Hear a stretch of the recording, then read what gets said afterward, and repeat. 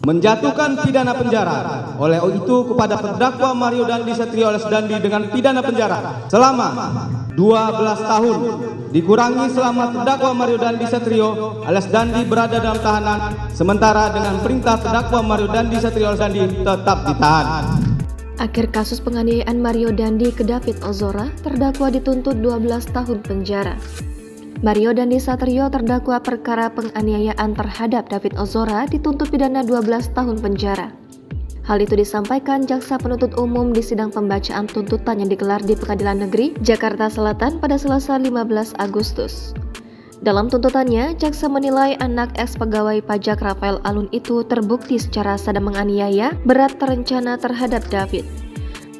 Menjatuhkan pidana penjara oleh itu kepada terdakwa Mario Dandi Satrio alias Dandi dengan pidana penjara selama 12 tahun dikurangi selama terdakwa Mario Dandi Satrio alias Dandi berada dalam tahanan, sementara dengan perintah terdakwa Mario Dandi Satrio alias Dandi tetap ditahan. Melansir Tribun Jakarta, jaksa menyatakan Mario Dandi terbukti melanggar pasal 355 KUHP tentang penganiayaan berat berencana. Dalam sidang tuntutan ini, terdakwa Mario Dandi hadir mengenakan kemeja putih celana panjang berwarna hitam.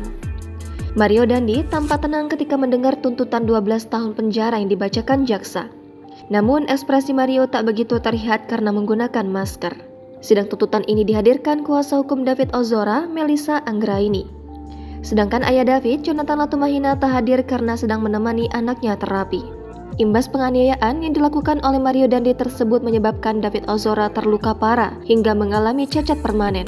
Kendati demikian, akibat perbuatannya Mario Dandi dijerat dakwaan ke-1 pasal 355 ayat 1 KUHP junto pasal 55 ayat 1 ke-1 KUHP, subsidiar pasal 353 ayat 2 KUHP junto pasal 55 ayat 1 ke-1 KUHP.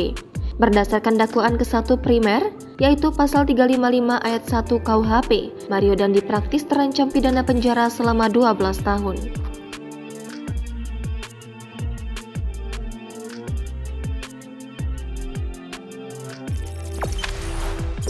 Jangan lupa subscribe, share, komen, dan like ya!